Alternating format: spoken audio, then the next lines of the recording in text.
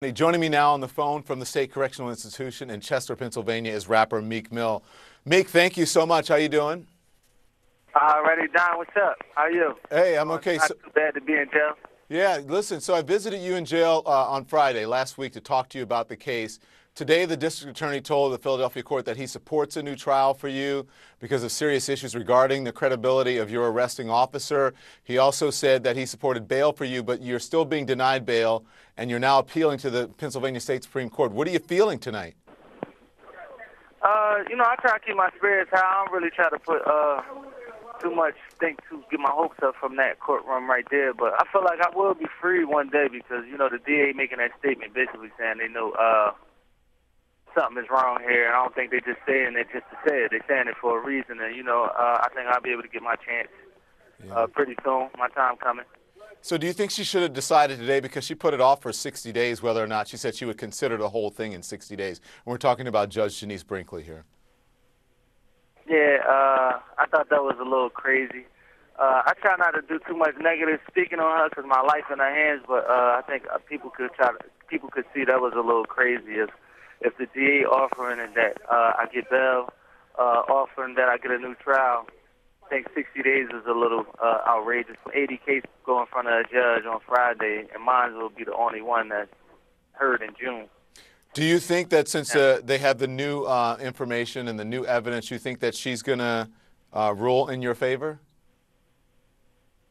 I don't know. I don't think she's going to do anything in my favor, personally. I never had anything done in my favor in that courtroom, and I just brought my hopes all the way down when it came to that courtroom, period. I was found guilty of pointing a gun at two cops at one time. I thought she would have ruled in my favor when she seen my face on that mugshot. My face is beat in, but... Well, you're serving time for probation violations. You've had a few of those going back to 2012. And while you told me, you said you're not perfect, you don't think this punishment fits the crime, right? Hell no, I'm not perfect. I didn't commit the crime. I didn't point a gun at two officers. I think if you did a poll on CNN, it had to the black male point a gun at two officers in the middle of a full-blown raid. I think the poll power would be like 98% saying no. I think everybody knew that. And with all these young men getting killed for reaching for their cell phones, I happened to make it from the ghetto and be on the road to success. That was lucky enough. You think I'm lucky enough to point a gun at 2-3 officers at one time without being a shot being fired at me? That's like almost impossible. Let's talk about what you have become the symbol for, really a cause celeb, because many celebrities and activists say that your situation highlights the problems with the criminal justice system and why it needs to be reformed in this country. Do you believe your case is representative of a bigger problem here?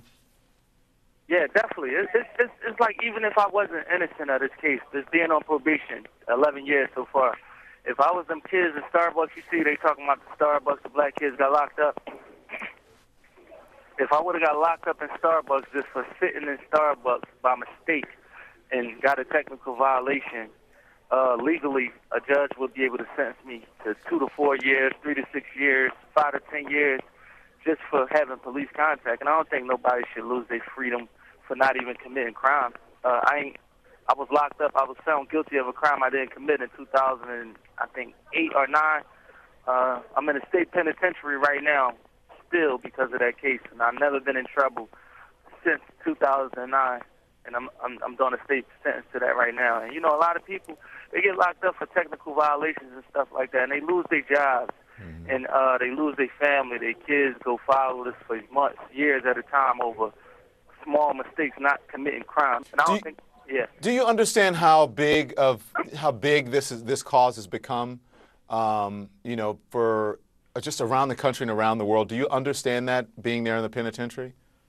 Yes, I totally understand that. I can't get the full effect of it because I'm in prison. We only see the daylight when we walk outside. We only get information when we talk on the phone or if we look at the news. So I'm like in the middle of a warp zone where you can't really get the full effect. But so what do you want people to know, Meek, especially young black men who may come into contact with the system? What do you want people to know about you and about how they should conduct themselves and what they should do? Anything you want to know? I want people to be careful. I want people to be careful, especially young minorities.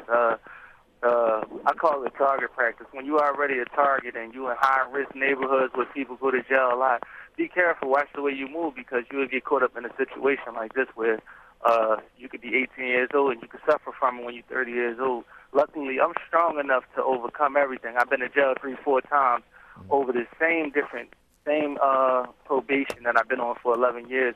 Yeah. I was strong enough to lose endorsements, get them back, strong enough to lose fans and get them back and keep people believing in me and stay on top of my game. So I would say be careful and stay out the way. And the most important thing I want to say is vote. When it's time to vote for governor, when it's time to vote for judges, DAs, vote. Let's vote for people that's into justice reform and helping the urban community because, you know, we're being affected by it, but we're not voting and we're not holding any political presence.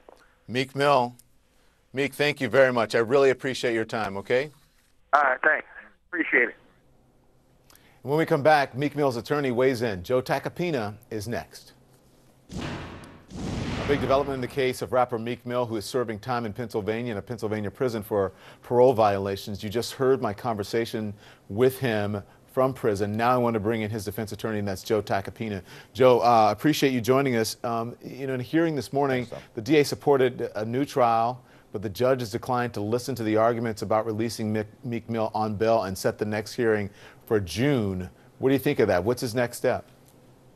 It's the most outrageous ruling in this entire case, and there have been some outrageous rulings since day one by this judge. Today takes the cake. I mean, what happened was a watershed moment in Meek Mill's litigation. The district attorney, in an unbelievable statement, today said that they agree that Meek Mill's original conviction is constitutionally infirm and will be overturned. They agree that it should be overturned and thrown out completely, meaning all of his probation, all of the time he did in jail was for naught. Okay? Since 2005, the district attorney, the former district attorney, who's now in federal prison, had information that this corrupt police officer, Officer Graham, was corrupt and was perjurious when he testified, and therefore wasn't someone they could rely on and wasn't trustworthy. That was never revealed to the defense. And also, there are 80 other cases where this cop has caused convictions to be called into question. All of those cases are going before the chief judge on Friday, Don, all of them. And the district attorney will make the same motions. That's happening in 3 days. Yeah. Meek's case got put over by this judge until June 14th or June 18th, 60 more days. That is one thing. First of all, understand this. There is no need for a hearing on June 18th. A hearing is required when two sides disagree, and the court is needed to settle that dispute. In this case, there is no disagreement between the parties. Okay, they both Joe. agree. Okay, they both agree. Here's what's the most outrageous part of it. She wouldn't hear us on bail. I got to get this. I got to now get know this the in. inevitable's Joe. happening. Okay, I got to get this in for the sake of time. By the way, we read those statements about the police. We contacted police. There was no comment. And you claim that the judge has taken a personal interest in the case. She nor the court are commenting on this. I spoke with her lawyer, though, last week about the allegations that she treats Meek Mill differently. Listen to this. What is your response to people who say she unfairly targeted him because he's a famous rapper? Well, then she unfairly targets everyone because she's consistent across the board with all of her probationers. I'm not saying she's easy, she's tough. But some judges are tough. That doesn't mean she's doing anything improper. What do you think of that? This all still rests on her shoulders, but on her. Yeah. What do you think of that, what he said? It's ridiculous. The conduct in this case by this judge, the conditions she put on him, the fact that she extended his probation to 10 years, and for an example, she showed up at a homeless shelter where he was doing community service to monitor his community service personally. No judge in the history of American jurisprudence has ever gone to a homeless shelter to watch a probationer do community service. She did it. There are many instances, requests she made that were inappropriate, things that have happened in that courtroom. The record is larded with instances over the years where she's acted inappropriately. But today was the one that you don't need to look any further than today's transcript to understand what she did and how outrageous it was. So, every other case is before one judge. She won't let this case go. Yeah. She's holding on to this case. And she wouldn't even consider bail when the inevitable is happening. He's going to have his conviction overturned. He will be unconvicted of everything, but she still wants him to stay in jail for 60 more days, on top of the 5 months she already has him in jail for. I've got 20 seconds left, and I want you to talk about this. Life is on the line, Don. Yeah, I think this is important. What happens to people who aren't famous, who may not be rappers? I mean, he's got to go of it, or high-profile lawyers like yourself with high-profile lawyers representing them. What happens to them? Quickly, if you will. well, they get chewed up and by the system, quite frankly. That's something that's very important to Meek, and something he said again today to me is that, Joe, if I did this time to make a flashlight be turned onto this system and all its corruption and all the problems inside of it and the need for reform, then my time was well worth it, and that's what he hopes for. Joe Tacopina, I appreciate your time. Thank you so much, sir. Thanks, Tom. That's it for us tonight. Thanks for watching. I'll see you right back here tomorrow.